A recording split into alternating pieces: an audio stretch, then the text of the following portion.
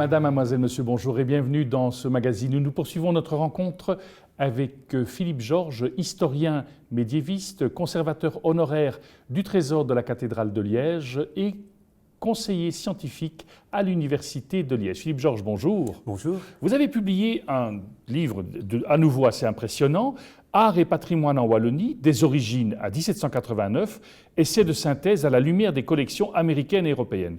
Déjà, pour moi, ce titre est un mystère. Alors, si vous pouviez nous l'expliquer. C'est un titre un peu compliqué. En réalité, l'idée première était d'inventorier les collections américaines, parce que les collections américaines ont beaucoup de patrimoine wallon, au sens large. Et c'était l'occasion de passer dans les différents musées, de reprendre contact. J'étais intéressé d'abord par l'émaillerie Mosane, on en parlera ultérieurement. Et de là, petit à petit, j'ai étendu, si vous voulez, la sphère du Moyen-Âge à l'époque moderne, et puis je suis remonté à l'Antiquité, de manière à faire, si vous voulez, un inventaire de tout ce qu'il y a dans les collections américaines, comme pièces importantes, bien entendu, en rapport avec nos régions. Mais mon éditeur, à savoir Freddy Joris, pour ne pas le nommer, m'a demandé d'y associer le patrimoine sur place. Donc ça veut dire que j'ai le patrimoine mobilier, immobilier de Wallonie et de la Fédération Wallonie-Bruxelles, et j'ai en plus les collections américaines. Donc c'est un très, très vaste panorama qui m'a demandé plusieurs années, parce que, je vous dis, ça s'est un petit peu étendu par rapport au plan premier, qui était le Moyen-Âge dans mon esprit, comme médiéviste. Et je me suis passionné, évidemment, par toutes ces pièces que j'ai trouvées outre-Atlantique, certaines connues, bien entendu. C'est le triptyque de Stavelot, qui est au Pierpont Morgan Library à New York, qui fait la une, parce que pour moi, c'est la pièce la plus importante du XIIe siècle, qui est conservée aux États-Unis.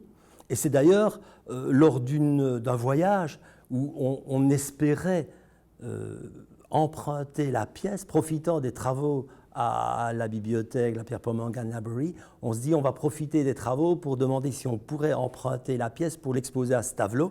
Ça aurait été la première fois qu'elle revenait après la Révolution, puisqu'elle est originaire de Stavelot. Mais ça n'a pas marché parce que le Metropolitan l'a mis, si vous voulez, le Pierpont Morgan Library l'a mis en dépôt au Metropolitan, qui n'est pas très loin d'ailleurs. Et c'est à l'origine, si vous voulez, de ces premières rencontres sur place. On était munis de sauf-conduit, entre guillemets, du gouvernement wallon, parce que c'est une pièce, évidemment, c'était pas facile. Et puis moi, je connaissais fort bien le conservateur. On est allé avec l'ambassadeur de Belgique pour essayer de la voir en exposition ici en Belgique, mais ça n'a pas été possible. Et de là est partie l'idée de faire un inventaire plus large alors de tout ce qui est émaillerie et puis tout ce qui est œuvres d'art outre-Atlantique.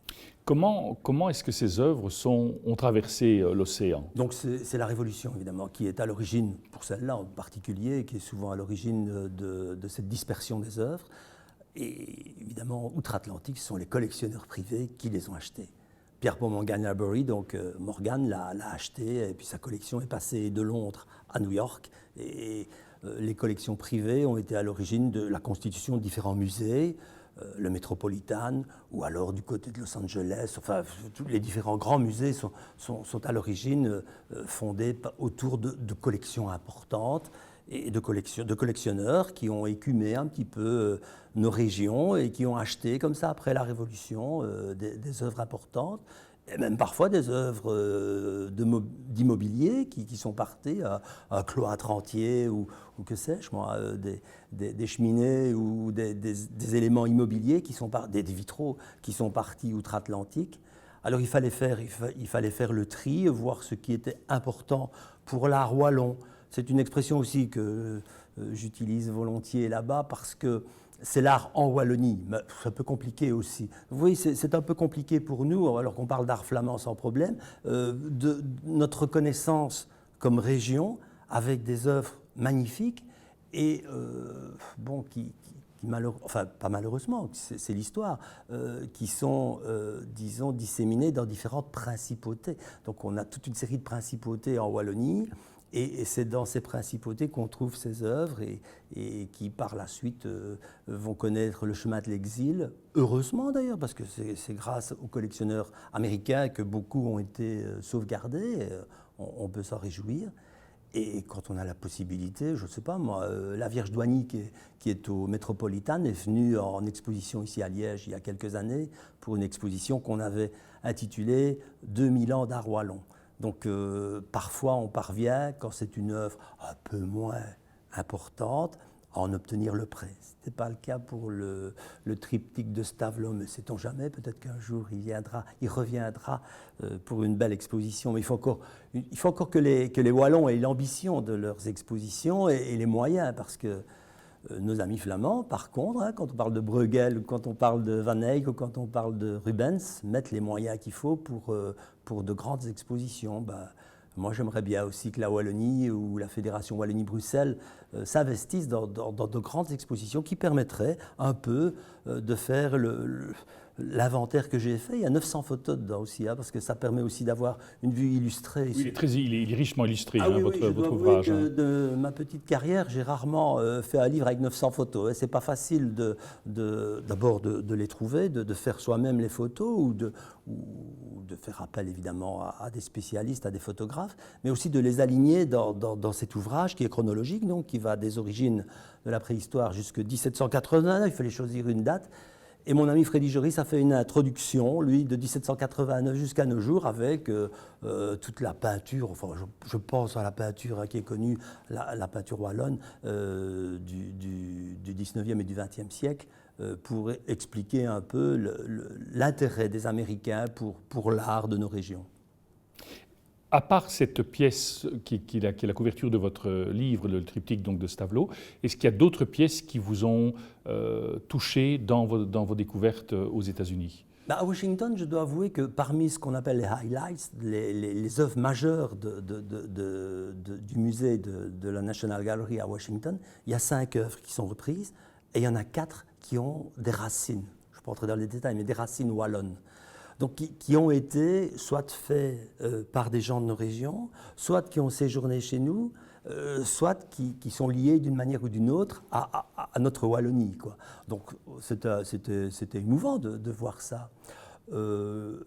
À Los Angeles, à la Getty, il y a les peintures de la mort de Saint-Hubert. Saint-Hubert, enfin pas la mort, plus exactement le songe du pape Serge et la mort de Saint-Hubert qui est à Londres, un diptyque qui est à la fois à Londres et à la fois à Los Angeles, et qui est une peinture qui a séjourné dans nos régions, qui est de Van der Weydt. Mais Van der Weydt, c'est de la pasture, avant qu'en 1435, je crois de mémoire, il n'aille à Bruxelles et qui flamandise son nom en Van der Weydt.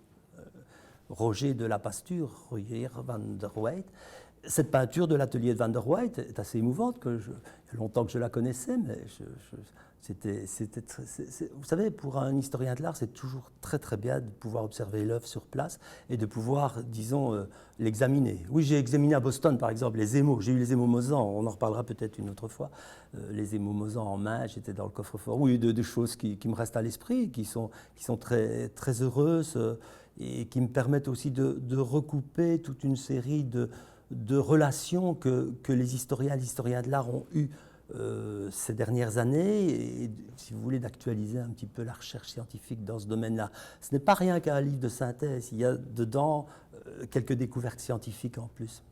Que l'on peut découvrir en lisant donc en lisant l'ouvrage. En lisant ce livre. Donc je rappelle cet ouvrage « Art et patrimoine en Wallonie, des origines à 1789, essai de synthèse à la lumière des collections américaines et européenne ». Philippe Georges, merci beaucoup. On aura l'occasion encore de vous retrouver pour discuter des émaux Mosan. Nous arrivons au terme de ce magazine. Merci de votre fidélité. Au nom de toute l'équipe qui a préparé cette émission, il ne me reste qu'à vous souhaiter une excellente journée et je vous dis d'ores et déjà à très bientôt.